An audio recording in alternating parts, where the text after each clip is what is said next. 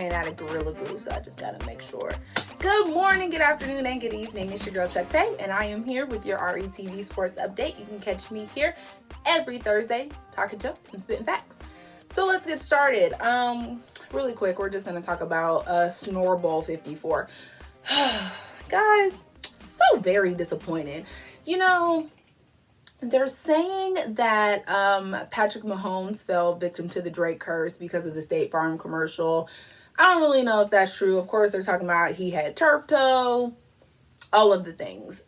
It was boring. It was terrible. Just the whole thing. Just throw the whole thing away. Throw the whole Super Bowl away.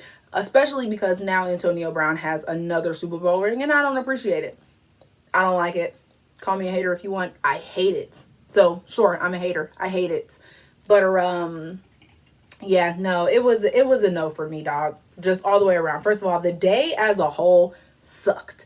Okay, it was the Sunday-iest. That's what I get for making up words. It was terrible. It was just a regular schmegular Sunday. I just happened to eat chicken wings, but I do that, probably like twice a week. So it was just a regular day. The commercials, trash. The halftime show, trash. Just listen, somebody need to tell 9 to 5 to get a 9 to 5, okay? Because all of that, $7 million where? Where? What year? And that's on Mary Had a Little Lamb, or whatever the kids be saying. It was just trash. The game was trash. The biggest story to come out of the game, for me at least, does 7 Super Bowls as an individual make Tom Brady the greatest athlete of all time? Ever. Greatest athlete of all time. Ever. Period. Across all sports. Everywhere.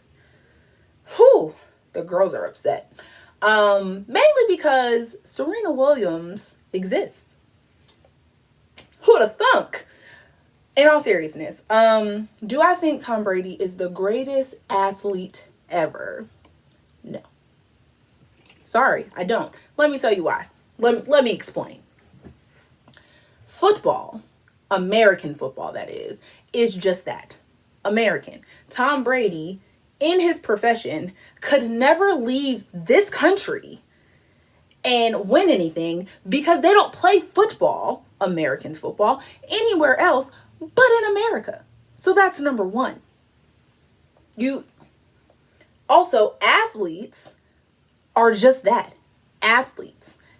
Across everything. Did y'all see that girl spray nacho cheese on her countertop for whatever asinine reason? Athletes. Cheese. Everywhere. Spread it around. Bo Jackson. Athletes. You know what I'm saying? Like, you can be athletic. That doesn't make you an athlete. Okay?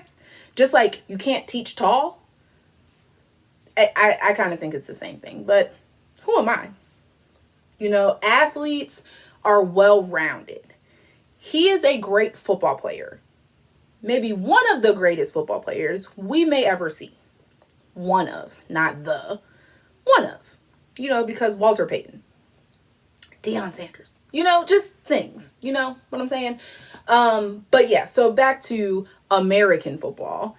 You cannot take that out of the country. Serena Williams leaves this country quite often. First of all, her husband flies her to Italy just for pizza. But I digress. Titles outside of this country. And if we're talking about the most winningest athlete, it's still not him. He's lost more than once. So if we're talking about just straight wins, it's Floyd Mayweather. Undefeated. Different sport, yes. But undefeated. Winningest. And he's undefeated. You can't get more winningest than that. You just can't. Again, international level. Michael Phelps. I mean, he got some stuff going on or had some stuff going on. Whatever. But I mean, decorated. Okay? And then, according to this TikTok user, not according to, because she's actually correct, but baby girl went on for an entire 60 seconds on why Tom Brady is not the greatest athlete that we have ever seen. So outside of Serena, outside of like Michael Phelps, you know, the obvious Bo Jackson and such things, she's like, he hasn't revolutionized anything. Which, correct. You know, like, he's a quarterback, which, like, obviously it's needed, right? We need the quarterback. That's what football is. I mean, there's other positions, but quarterback, right? It's the most recognizable thing ever. But revolutionizing a sport is Michael Jordan. Revolutionizing a sport, Muhammad Ali. Tom Brady is just a quarterback if we're talking about a revolution. And I'm not even 100% sure that he is the greatest quarterback talent-wise. He is exceptional at his job. But I feel like we have to give him, you didn't need Belichick and the cutoff sweatshirts to get this chip, because that happened. But there is also something to be said that him and Gronk had a conversation that I'm pretty sure went like this. Hey, yo, you quit and then I'm going to go right behind you and quit. That's what I feel like happened. Allegedly, that happened. But I feel like there's something to say about the chemistry in that relationship. And the fact that retired Gronk came right over to Tampa Bay like, I was retired, but I'm bored. I went on the Masked Singer, but, you know, I still got some football left in me. So let me go over here with Tom real quick and just forget all this red tape of being traded, because technically I don't work here. Looked at that rehireability. That's the HR in me talking. Gronk had that rehireability report and said, here you go, Tampa Bay. My references are good. Let me go over here with my friend.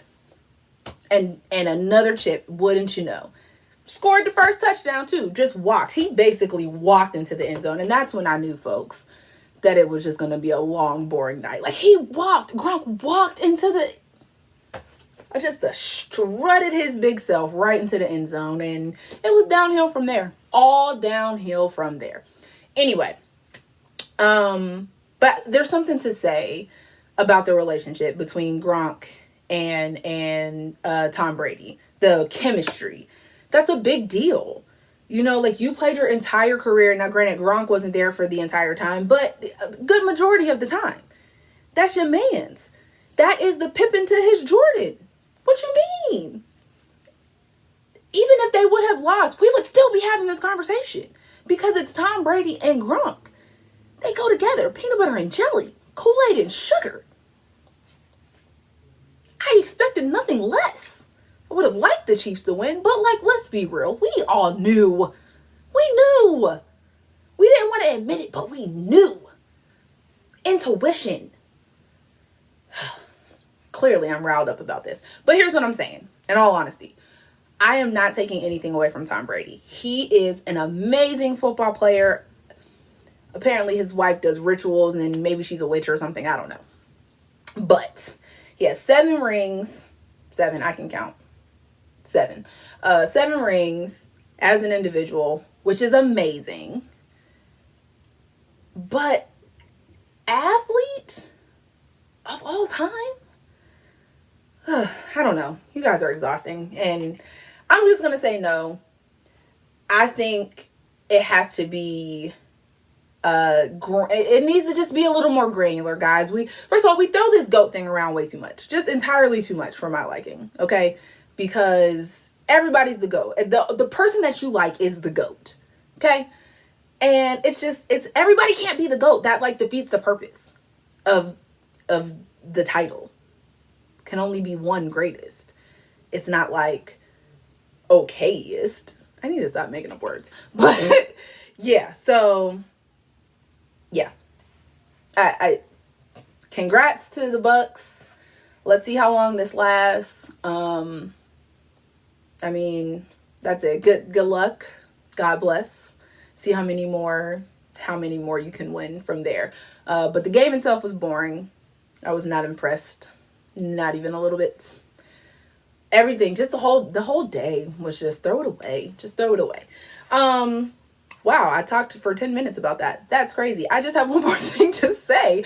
So apparently Russell Wilson, in summation, made what is seemingly a snarky comment that he doesn't determine what's getting ready to happen with him and his fate with Seattle. You need to talk to them. Like one of those, I don't know, go talk to them about it.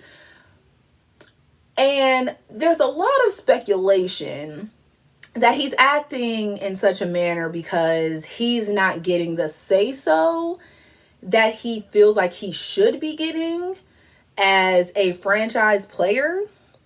And, that brought up some feelings in me because I just feel like these athletes, because it's not just football players, basketball players, football, we already said football, baseball, just players in general, they're doing too much whining. You have not as much power as you would like to have.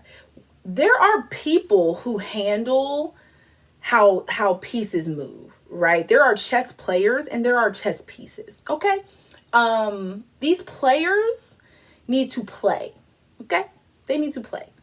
Just like that whole James Harden and even Antonio Brown and crying and acting like little girls and I want to be traded and